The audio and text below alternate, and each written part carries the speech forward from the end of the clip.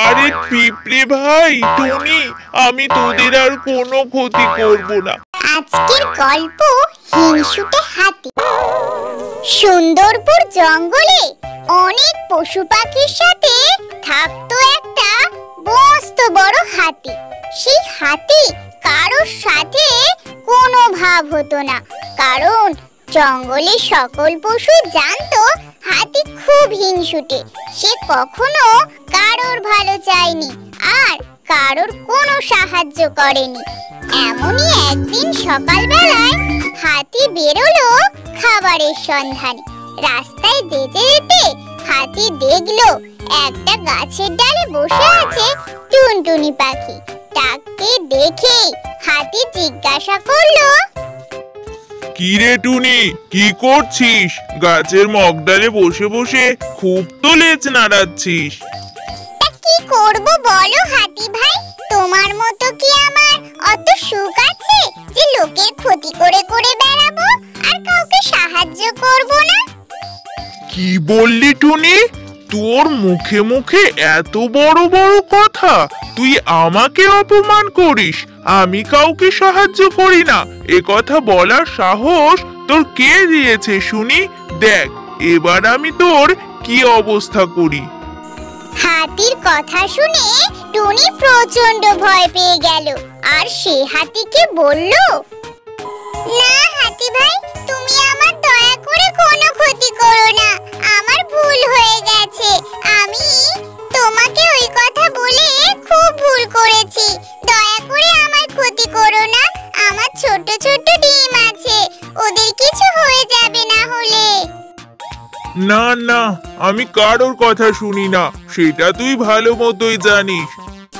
এই কথা বলতে না বলতেই হাতি সেই টুনটুনি পাখি গাছ শুদ্ধ নাড়াতে শুরু করলো, আর তখনই গাছ থেকে টুনির ডিমগুলো মাটিতে পড়ে ভেঙে গেল।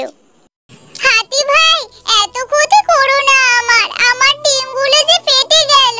আমার বাসা শুদ্ধ ঘরটাকে তুমি ভেঙে ফেলো না, ছেড়ে দাও, দয়া করে ছেড়ে দাও। যা টুনি, আমি তোকে ছেড়ে দিলাম, যা এবার তুই কি করবি কর। শোনো হাতি ভাই, তোমার কোনোদিনও ভালো হবে না। দেখো আমার বাচ্চাগুলোকে তুমি অন্যায় না করা সত্ত্বেও ফেলে মারলে, তোমার কোনোদিনও ভালো হবে না।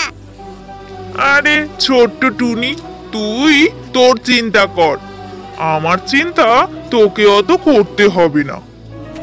এই কথা বলেই হাতি সেখান থেকে চলে গেল জঙ্গলে কিছু খাবার সংগ্রহ করতে। আর টুনটুনি পাখি তার বাসার নিচে বসে কাঁদতে আরম্ভ করলো। তার কান্না শুনে সেখানে এলো একটা পিঁপড়ে। সে টুনটুনিকে বলল, কি হয়েছে টুনি, তুমি অমন কাঁদছো কেন? তোমাকে আর কি বলবো পিঁপড়ে ভাই, আমার দুঃখের কথা। একটা দুষ্টু হাতি এসে সকাল সকাল আমার বাচ্চাগুলোকে মেরে ফেলল। কি, ওই দুষ্টু পাজি হাতিটা তোমার বাচ্চাগুলোকেও মেরে ফেলেছে? ও তো কিছুদিন আগে আমার বাড়িঘর জল দিয়ে পুরো ভাসিয়ে দিয়েছিল। কত কষ্টে বানিয়েছিলাম ঘরগুলো, আর ওই পাজি হাতি কিনা নিজে আনন্দ পাওয়ার জন্য আমার ঘরটাকে পুরো জল দিয়ে ডুবিয়ে দিল। বলো কি পিঁপড়ে ভাই, এত ক্ষতি করে তবুও শান্তি হয়নি, আবার এসেছিল আমার বাচ্চাদের ক্ষতি করতে? হ্যাঁ গো হ্যাঁ, ওই দুষ্টু হাতি একটা শিক্ষা না দিলেই হচ্ছে না, খুব বার বেড়েছে।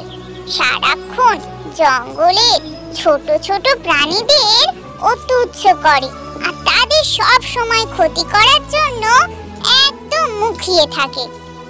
এরপর পিঁপড়ে আর টুনি একটা মস্ত বড় ফন্দি আঁটলো। তারপর তারা দুজনে যে যার মতো বাসায় ফিরে গেল। একদিন সকালবেলা হাতি নদীতে জল খেতে গেল।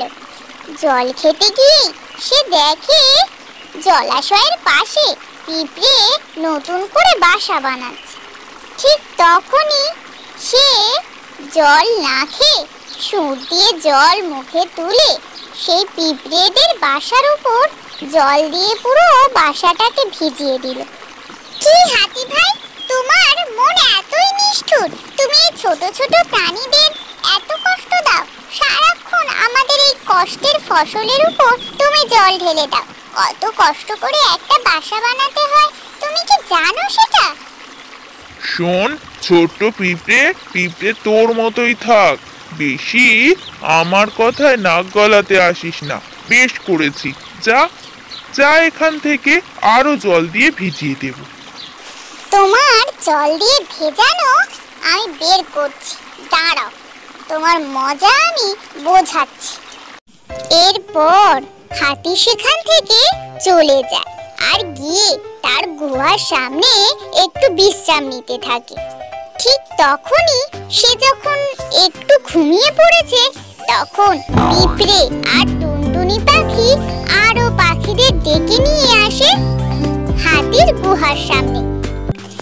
এরপর পিঁপড়ে আর টুনটুনি পাখির দল মিলে হাতিকে বেধড়ক মার মারে। হাতি কিছুই করতে পারে না, তার ছোট্ট ছোট্ট নাকের ফুটো দিয়ে ঢুকে পিঁপড়ে কুটুস কুটুস করে জোরে কামড় দেয়। হাতি তো চিৎকার করতে থাকে আর লাফাতে থাকে।